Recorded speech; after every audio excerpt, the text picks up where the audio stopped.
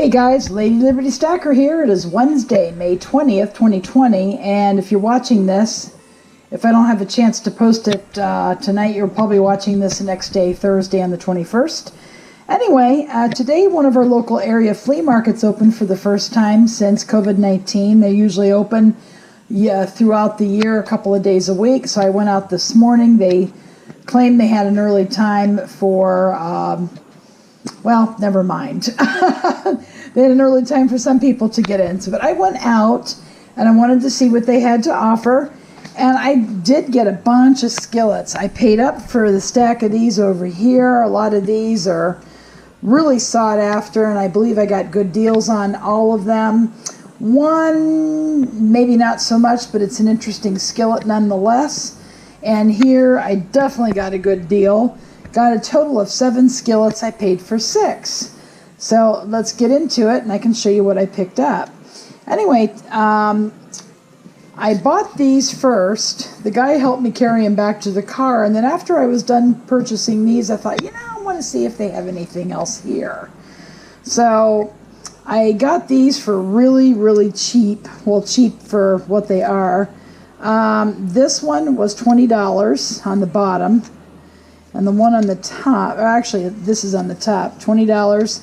This was $25, and I managed to get them down $5 off each one of these, got them down to $35 for both. So here we go. This is a number 8. It has a really flat surface, not a lot of rust, just old seasoning. And there are no maker's marks on the back. It just has an inset heat ring all the way around with the pour spouts on either side. It looks like an unmarked. The guy told me it was an unmarked Wagner, but the handle here I suppose it could be. It's a teardrop, but it's old. This is probably at least 100 years old. It's a single notch, and at first I thought it might be a Lodge because it was very heavy. But nonetheless, I only paid $15 for it. It sits flat. It has a nice ring. No cracks. I got burned with cracks last year, and I don't want that to happen again. It sits flat, no movement whatsoever, and it barely moves when you push the handle. So I was extremely happy with that. Just not sure with the inset heat ring. I thought it might be a Lodge. It's, if it is, it's it could be an early Blacklock. They were produced at the late 1800s. I'm not sure if anybody knows, but it's not Griswold unmarked would have maybe italicized fonts, and it has a ridge on the handle. This is kind of a flat handle that goes into the side. Not refined like the 3-notch Lodge. So either Lodge or Wagner, I would think. It's got a recessed number on the handle, not a raised number on the handle, but nevertheless, it's a solid skillet, so for $15 you can't go wrong. So I got that.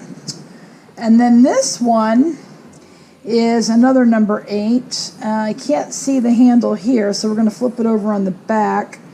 It is, let me see if I can pull back a little bit so you can see. It is an 8H, and if you go up here, it's an early Wagner with an ARC logo with the block Sydney O.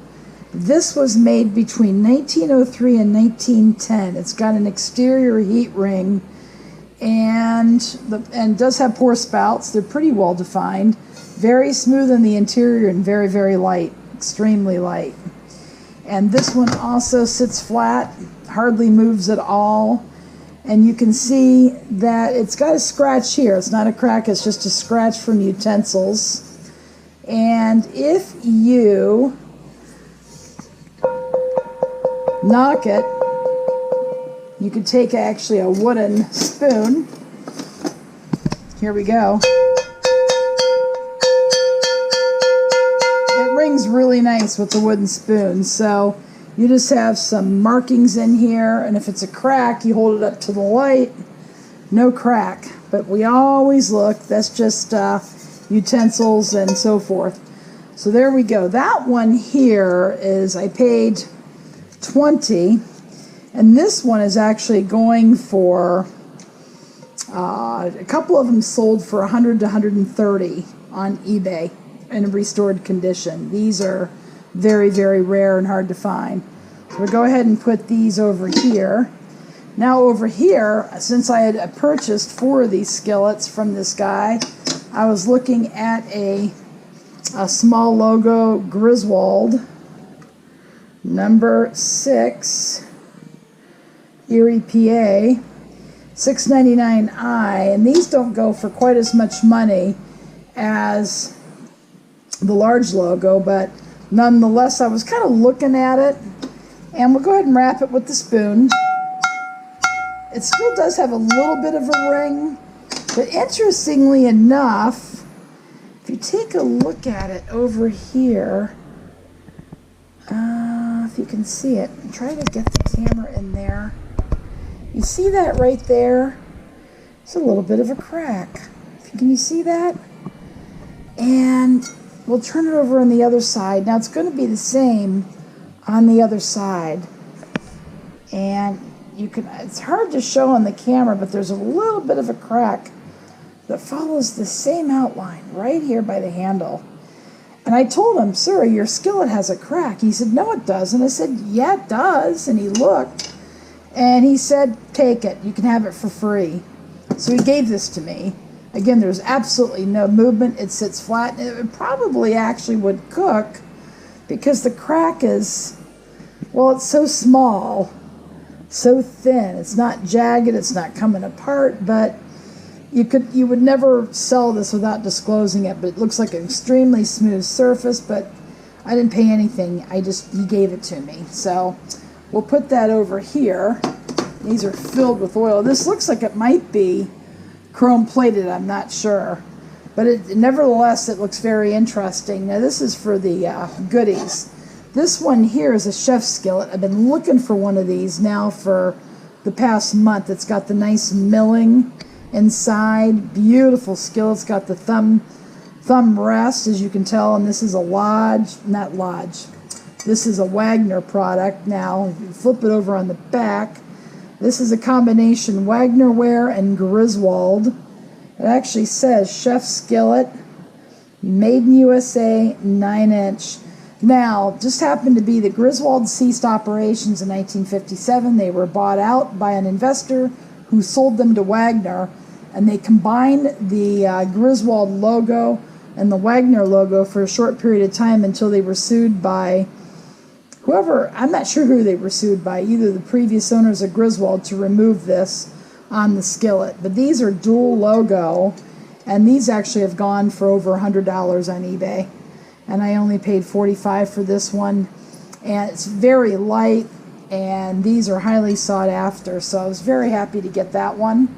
So we'll go ahead and put that right there. And then the next one, my Band-Aid's coming off, is just, these things are coated with peanut oil. This one was an interesting, well, let's go back for a second. Take a look at the chef skillet. You can hear it ring, clear as a bell. I did the credit card test. It spins just a tad. There's a slight wobble, but it's pretty flat. So, I mean, the credit card sat evenly right here, so that's always a good sign. Actually, you can see it just like so. So it might be all the grime on the back of it. Who knows? But yeah, that was a good one. And the next one is a very early Wapak, which is unusual. It's got some cast iron rolls on it, which look like cracks, but they're not. This is very typical when they made these. This is back in, I think this one was done in 1915 on the Wagner. This one, I think, was 1903 or thereabouts. It's a number 7. It's got a ribbed handle. And we're going to go ahead and hold this one up and bang it. nice ring with the silver spoon. So we're going to go ahead and put that up. So I'm going to go ahead and put it right here. And there's not a whole lot of rust in any of these. He cleaned these up to a degree, then left them in his van. Of course, it rained. It leaked in his truck, van, whatever he has. And there is some rust, which that's fine because I'm going to put him in a lye bath anyway. He says he cleaned them up. He used lye, and he probably did, but he didn't season them or anything. Now this one is a number 8. It is a cast iron skillet number 8. The slant large logo Griswold. This one is worth some money. It sells for around $150 and up on eBay. These are very rare and hard to come by. You don't find them too often. The large logos are sought after, but even these are earlier than that. This one was made in the early 1900s, probably 1906 to 1915, somewhere in there. I would have to go back and look it up. I don't have the exact figure, and it's got a cast iron, you know, it's got manufacturing manufacturing rolls on the bottom of it, which is typical on some of these.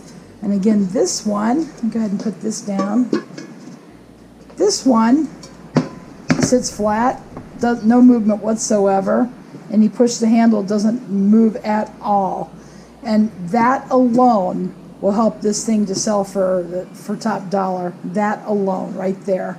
So we're going to go ahead and cover that one up. Finally, the last one, this Band-Aid, I've got to change it. Oh, I've got a little injury on my finger. So here we go.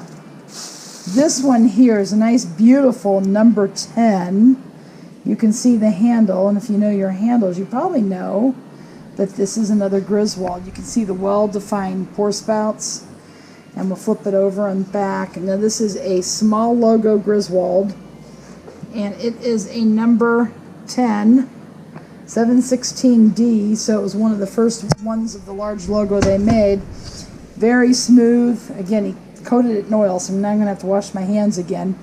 This is just a fantastic skillet. It's big, and the larger the skillets go, guys, the harder it is to find them in this good of condition. They usually have issues. They have pitting, they could be cracked, they could be rusty, they could be, and more commonly you find them that they don't sit flat. They've got warp and that kind of thing. I would never use a self-cleaning oven to clean any of these. The sidewalls are not thick, and a self-clean oven could very possibly warp these. So yeah, I kind of cleaned up at the flea market today. I did have to pay up for some of these Griswold pieces.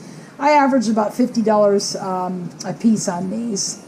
Some a little bit more than others, but and then I got the free one with the crack. That's kind of cool because somebody will want it, if nothing else, just to hang up. And I couldn't believe it still had a ring. It means the crack isn't too bad. Again, this is a crack one. Doesn't ring as well as the other ones. It has a more of a dull thud as opposed to this, gotta put it down gingerly. This one, the chef skillet, you can hear that ring out. It's just beautiful. So anyway, guys, that's my cast iron haul today. And now I'm gonna put them into lye bath to start stripping them down. And I asked the guy, how do you clean these? And he actually said that he uses lye to clean them. I said, well, do you use electrolysis? He said no, because believe it or not, it's too much work and it takes too long.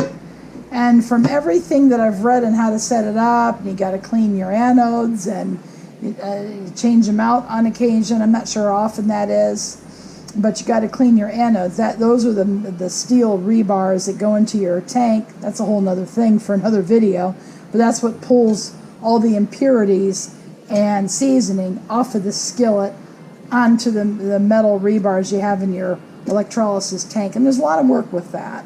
So I'm just okay sticking them into lye, letting them soak, going back and scrubbing, putting them in again, letting them soak. And some of the skillets will be ready sooner than others, but you can do a multitude. I can put all these in. And if I run out of space, I can just make another lye tank and have 2. So anyway, this is it. I've been talking too long. If you want to see more like this, give me a thumb up. leave a comment or question below. I really appreciate you guys watching. If you haven't subbed to my channel, please hit the sub button and hit the bell to be notified of future videos like this. And thanks, and go make it a great rest of your day.